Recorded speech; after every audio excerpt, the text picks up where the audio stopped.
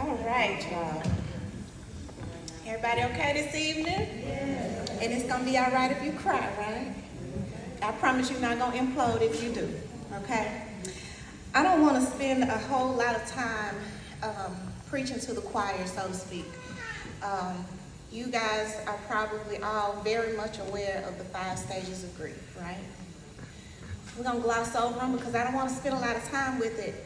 I don't think that I need to explain to this group what denial feels like, right? When you get that notification, you get that phone call, or maybe you were there in that trauma and you saw it. So I don't need to explain to you what it feels like to learn that someone that you loved is no longer in the physical presence with you, and that you continue to question if it's real, right? I don't need to spend a lot of time explaining to you what bargaining looks like, where sometimes you feel like you just can't breathe, you can't go another day, and you keep praying and you're asking God, why? Or you're asking, if I could just get one more moment with this person, if I could have one more phone call. Maybe you are blessed or lucky enough to have a voice recording of that person, and you play it back over and over again, and you keep saying, if I could just have that one more time to say one last thing to them. You already understand what bargaining looks like. Some of you maybe even say, I'd give up a few of my years if I could get a couple more years back with them. I don't need to explain to you what anger looks like. When people really don't understand that you're just irritable. You can't really explain why. You're just angry, you're tense, and everything get on your nerves. Or you don't understand that anger is a secondary emotion every single time. Anger is never primary, y'all. We don't like to think of it that way, but the fact of the matter is anger is secondary because anger is easy, right? If I'm angry, if I'm pissed off, I can get you up off of me. But if I'm sad, if I'm hurt, if I'm depressed, I feel weak. I feel vulnerable. And we have not been taught that it's okay to be vulnerable, that it's okay to have moments of not being as strong as what you used to be. And that your anger is a secondary emotion to your depression. I don't need to explain what depression looks like, that sometimes you just can't eat. Sometimes you can't sleep. Sometimes all you can do is sleep because as long as I'm asleep, I ain't got to think about it. I don't have to hear it. I don't have to hear that phone call. I don't have to be a mom and still feed the other kids. I don't have to show up for the other kids when I lost one of mine. Or I can't be that husband and show up for my wife and be strong the way I'm supposed to be because I feel vulnerable. I feel weak. I feel like I can't go on. And I know I don't have to explain to you all that regardless of what people say to you, acceptance does not mean that you move on. It means that you learn to live. Your life looks differently. It doesn't mean that time heals our wounds. That's just something really pretty to say. Time does not heal our wounds. Some of us, I think probably everybody in this room, we probably got the same scar on our knee. The same scar, right? We was outside, right? That wound has healed, but you still have that wound. You have that scar. There's healing in the process, but it's still there, right? So, I don't want to spend a lot of time with that, but I do want to read something to you. Grief is like the ocean. It comes on waves, ebbing and flowing. Sometimes the water is calm, and sometimes it's overwhelming. All we can do is learn to swim. Black folks don't swim.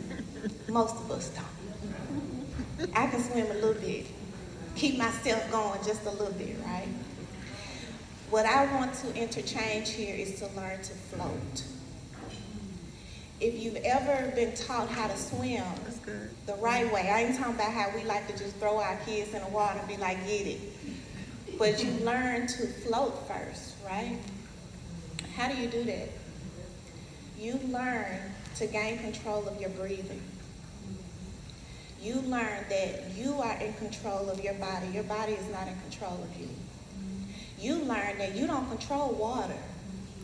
So while grief is ebbing and flowing, and some days you feel like, I got this, and you fine, and then you in the middle of Target and you smell something and all of a sudden you feel weak because the water just hit you.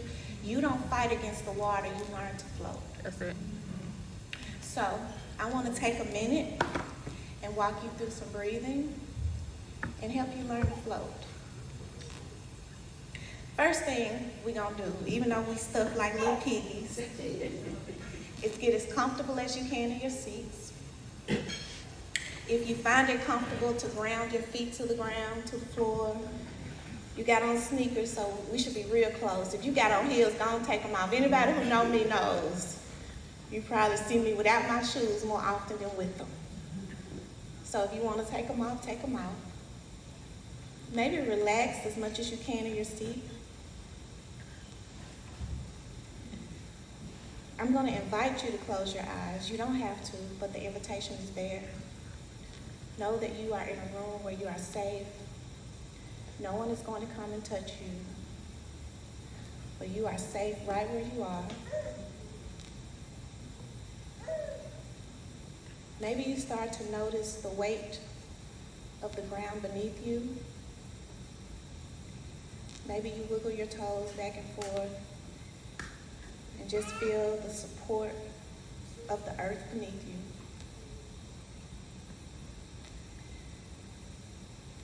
Maybe you notice the feel of the chair beneath you, soft but still supportive,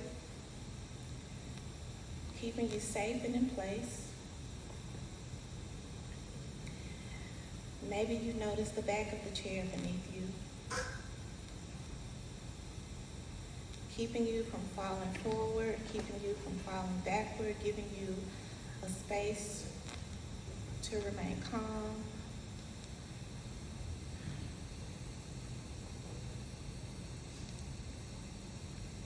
Maybe you will allow your face to relax and soften. Maybe you'll allow your shoulders to be pushed down and back, away from your ears. Maybe you relax your belly and let it just comfortably sit wherever it is. Maybe you relax your hips and your waist and your glutes. Maybe you relax your legs, your feet, and your toes. Feeling as though the chair and the ground beneath you can hold you up.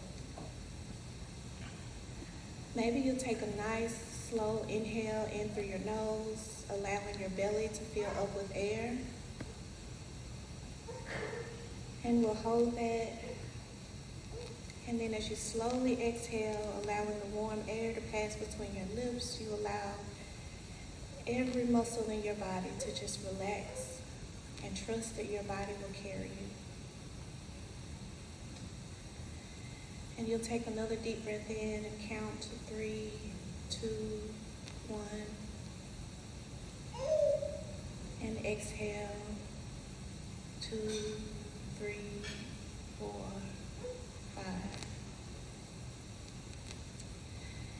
As you continue to breathe, maybe you envision the air coming in through your body like a translucent purple cloud,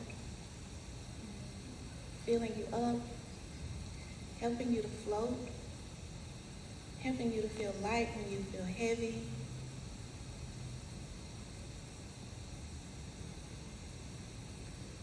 Slowly exhaling out, softly surrounding you like a cloud, letting you know that you are safe no matter where you are, that you are loved no matter where you are, that you can give love no matter where you are.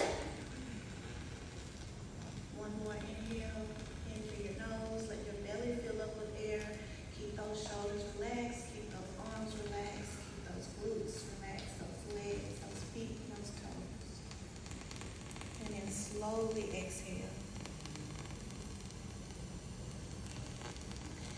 your eyes were closed, maybe you slowly blink them open so that you can come back to focus.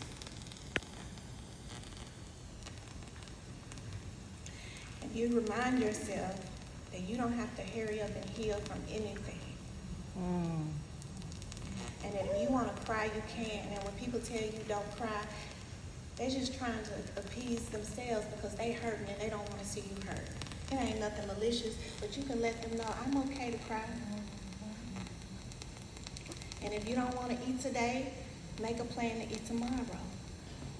And if you don't want to get out the bed today, make a plan to get out the bed tomorrow. And if you think you're going to work 75 hours and not think about it, think again. You need to take a day off. Let your people love on you and you love on your people, but more importantly, you need to love on yourself and you need to breathe. All right, y'all. I think that was it.